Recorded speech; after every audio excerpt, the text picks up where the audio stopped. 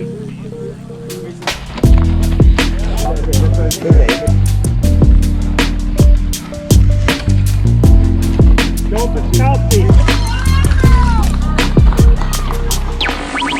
race fan, Brian Davis races, and you can too. And in this episode, we are going to watch Spud race, and you can too. So Spud is going to be racing his Cat 3 cyclocross race in Wisconsin, and I asked for people to send me their footage because I didn't race nearly as much as I wanted to this year. But Spud sent me his, and I've done this course before, which is great because it offers me the ability to know quite a bit more about what happens on that course and where you really, really, really need to rest because there's a killer hill in this race, and he's also in a death match with another rider, and they keep trading places back and forth. So we're going to take a look at some things that he could do better, especially when you're in this kind of back and forth battle with another rider in cyclocross, and we're going to take a look at some things that he did absolutely correctly. So let's get into it. All right, our boy Spud is going to take the whole shot with a big amount of power. Big watts, boy, big watts. Look at that guy go. That's fantastic. So Spud gave me some notes about how he felt about the race, which is super helpful. So he said he had maybe 12 bike links going into the whole shot here, which is, as he rightly points out, is probably too much. So given that, I think I would have either dialed it back or maybe even been happy getting second or third on that particular whole shot. I don't have to worry about that in my races because there's people that are extremely powerful and there's nothing I can do about it. So that works out well for me. All right. So I've done this course before, like I said in the intro, and it's the same layout, so everything's almost exactly the same as when I raced it, and I remember it quite well. It was definitely a challenging course, but a really fun course because there's hard bits, but there's plenty of sections where you can kind of collect your thoughts. I'd say maybe that the big hill that we're about to see coming up here in a little bit is a lot, and it really, really spikes your heart rate. So it kind of changes the dynamic of the lap because that thing is so much harder than everything else. There's other hard little bits and pieces, but that thing is above and beyond. So, all right, we're going to see our first pass. We were leading the group, and then we already caught the back end of the group ahead of us, which is unfortunate. Maybe we should give a little more time to these two groups so they have more time to spread out, because that's pretty quick to be running into slower traffic when you're still sort of sorting out the beginning of the next race. Anyway, no biggie. So we see our mountain bike friend is plowing away from us. A lot more traction, and that pays off in this technical section. So mountain bike guy does a good job of getting himself in a position to utilize his strengths by whatever he had to do to force himself to get in front of our Spud to be able to get into that technical section without having to be slowed down by skinny tire folk. It was probably a good move for him. So we're going to lose another spot here. That's okay. Eventually I'll lose track of how many spots we lose or don't lose because there's too much traffic to keep track. But for the first couple people I threw in there, I think we can kind of keep a good idea of where we're heading. So the big thing in this race is Spud's going to end up in quite a battle here, about starting the second lap, actually, between laps 2 and 3. So there's only 3 laps total, and I left most of the race intact. Certainly some speeding up to keep things going. That's some hard cheering. Wow. I don't know if that... I guess that would be motivating because I would want to ride away from that as quickly as possible. That's so loud. But anyway, love the enthusiasm. Don't mean to be negative. It's great. It's great. Absolutely great. So there you go. All right, now we are off the hill. You can see that heart rate. Look at that flipping heart, man. Our boy Spud's got a big ticker. Holy smokes. 190 plus, 194. Just cruising. I'd be in the hospital. Actually, I wouldn't make it to the hospital. I would just be dead.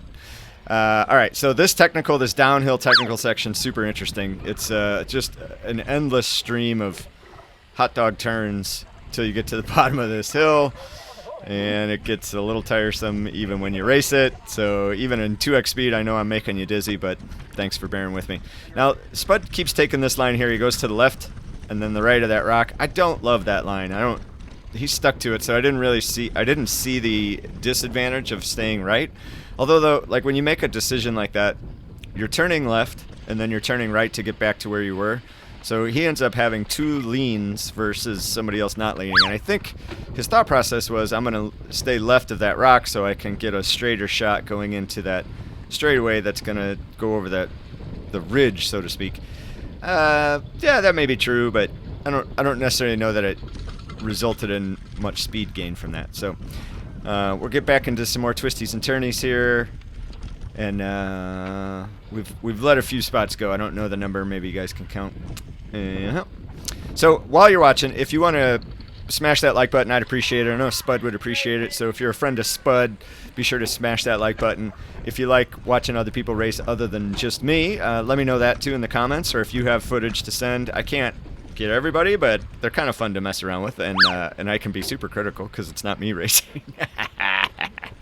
All right, but Spud did a really great job in this race, so I'm impressed with his ability to identify what he does right and what he does wrong. Actually, and I think this part right here is his strongest part of the course, and he's got I think he dismounts here, but it's so smooth I can barely even tell. Like, was that a dismount or not? I don't know. I mean, I hear clicky clicky and clippy clippy. I think he rode that one, but subsequent ones he had to deal with some more traffic. So there's 41 people in his field, which is quite a bit larger than the fields I've been doing. My Masters fields have only been like 20 people. All right, now here's Spud's main issue here is he gets comfortable behind somebody, and it's hard for him to motivate himself to get around, and that's something he could probably work on, is finding that extra 10 seconds of speed by himself. And here is our arch nemesis of the day, orange and blue guy. All right, orange and blue guy. Now, you see what happened. Spud was kind of resting, getting comfortable, and then orange and blue guy comes by, and all of a sudden Spud can do 300, 400 watts to hold this wheel. Where'd that come from, right? So I know it's easier said than done when I'm in the comfort of my chair, watching somebody else's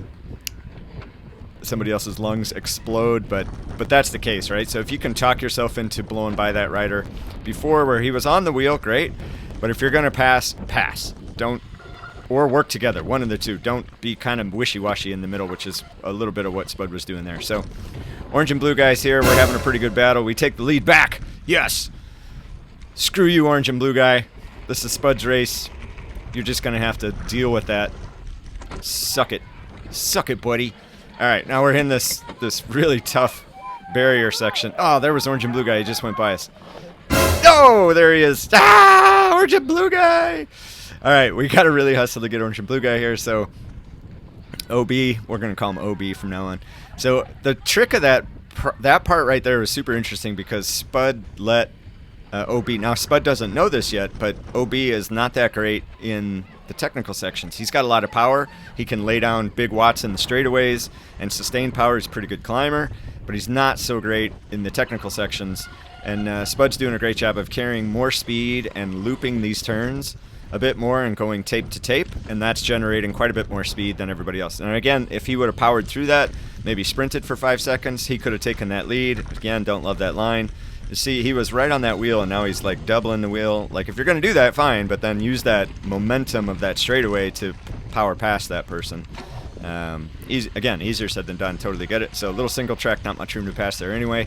Got our big sand pit coming up. Now, we're going to get comfortable here behind orange and blue, or are we going to pass him? I forget how this works. No, we're going to get comfortable here.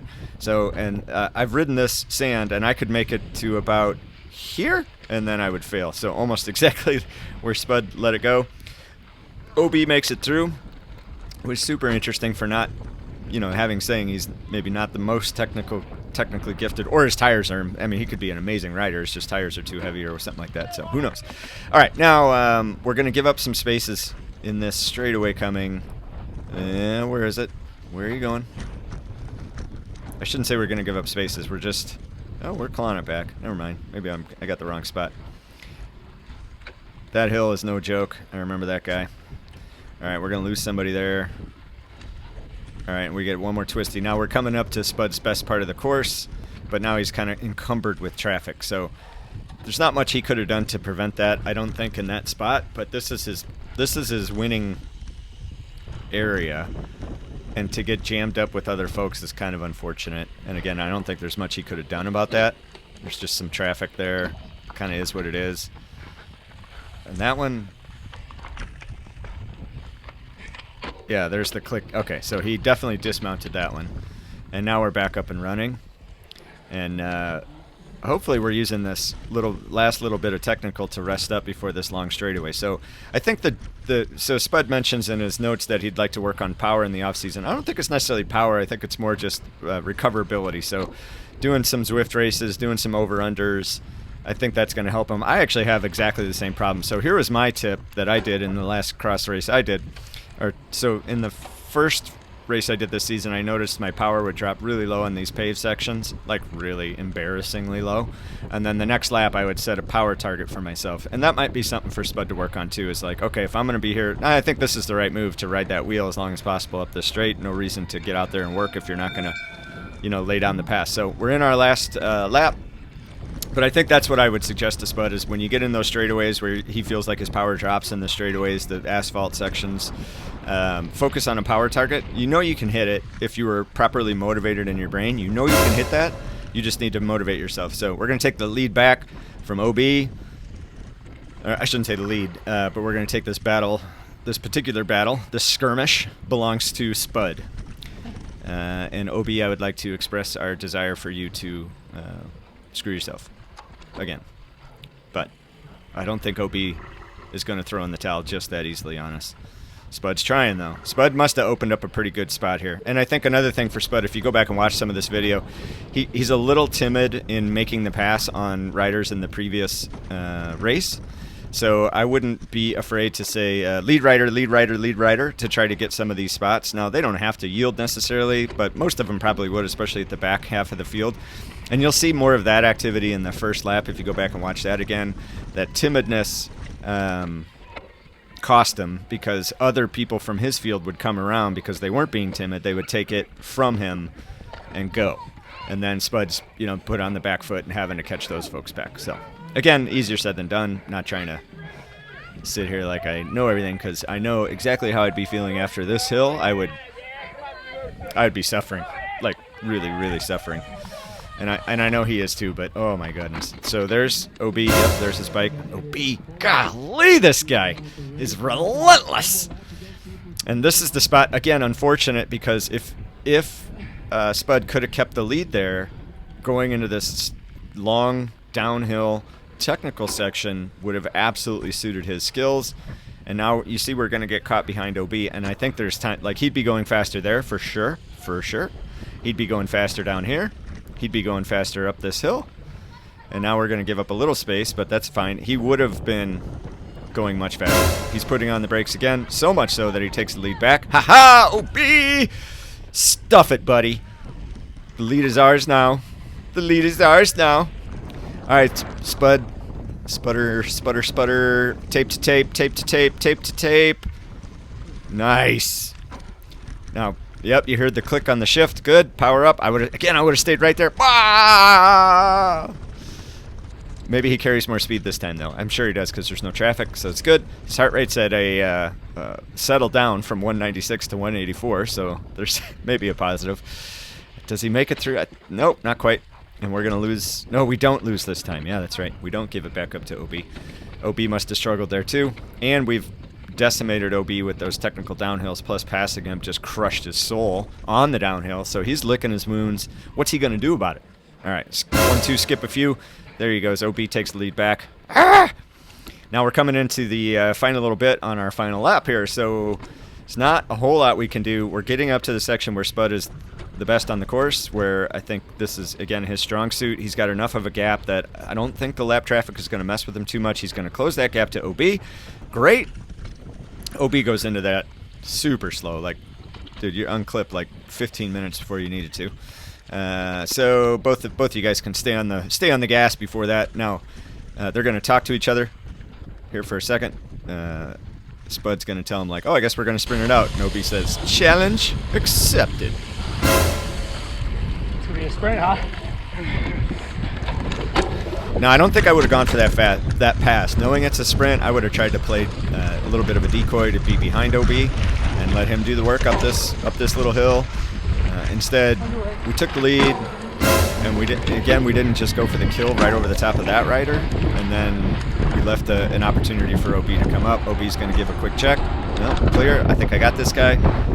And he sprints super early, which is really smart, because he's taking our hopes and dreams away from us. And we're going to end up 10th out of 41, which I still think is a great showing. So congrats, Spuds. I think that was a great race. There's nothing to be ashamed of there. Work on some over-unders in the off-season. I think handling was good. No issues. Well done, my friend. Well done.